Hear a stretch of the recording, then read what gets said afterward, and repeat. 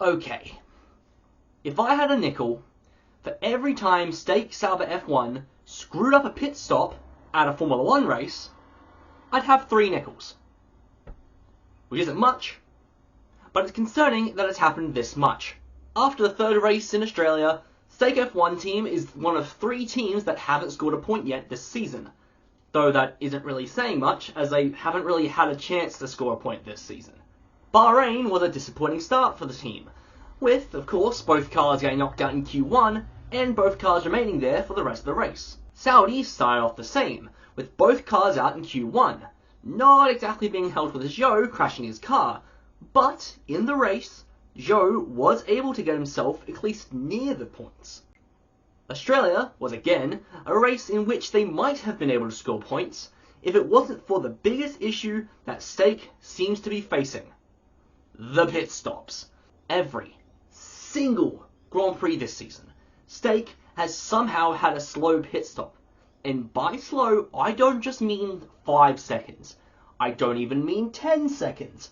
I mean 20 to 30 plus seconds. Bottas had a 51-second pit stop in Bahrain, and Zhou was probably on for points in Saudi and probably would have scored if it wasn't for an almost perfect recreation of Bottas' pit stop from Bahrain.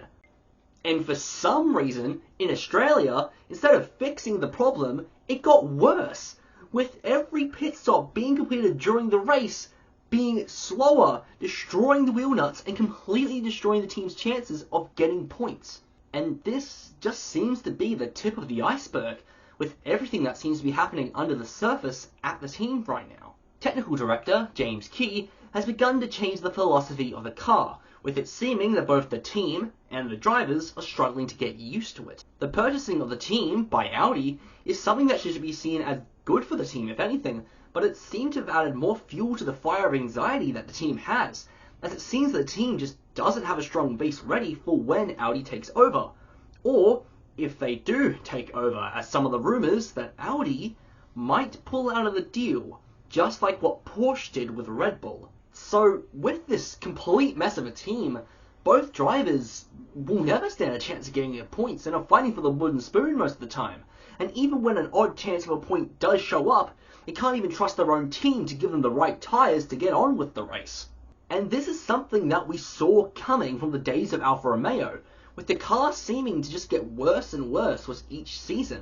2022 started out relatively well with a couple of top 10s here and there, but then dropped off by the end of the season, with the same stunt being pulled last year, but to an even worse degree. Steak is a team fighting at the back of the pack, and this means that points are going to become really hard to come by, if this already wasn't hard to come by, for the fact that the top 10 positions are practically already filled with the top 5 teams. This means that they either have to beat an Aston Martin, or a Mercedes, or a McLaren on their off day, wait for one of them to blow up like they did in Australia, or try to beat them on strategy, which is incredibly important and probably the best way to do it, because track position is king on almost every circuit.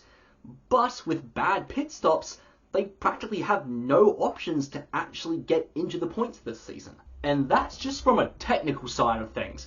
What about the personnel side with the team, principal, engineers, and drivers? Well, with Steak practically taking McLaren's engineers and their team principal in the form of Andreas Seidl, this side of the team looks like it should remain the same at least until Audi takes over in 2026. But driver front-wise, everything's up in the air. And with this silly season looking to be one of the silliest seasons in memory, there have been some rumours that Steak and Audi have been looking at some other drivers to take Bottas and Zhou's seat in the team. Drivers like Mick Schumacher, Ollie Behrman, even Sebastian Vettel's name has come into the mix.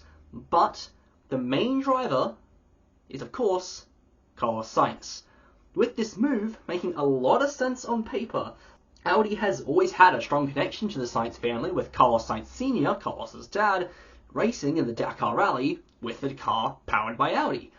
Also, with Andreas Seidl at the wheel with other strong past McLaren engineers like James Key at the wheel, it would make sense that Carlos might see that team as a sort of second home and be the right place for him to go.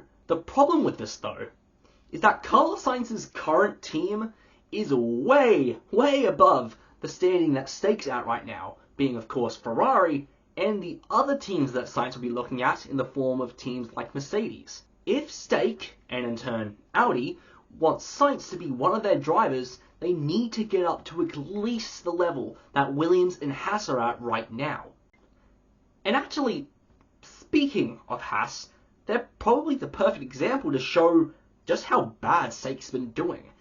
With Haas just losing their team principal, with a new one saying that the cars just isn't going to be good at the start of the season, with them staying at the back of the pack, but now going on to get a point in Saudi and then a double points finish in Australia. Sauber, on the other hand, has had their team principal for a couple years now, with that principal helping the rise of McLaren back to the top of the midfield in the late 2010s, and the drivers remaining the same for 3 seasons now.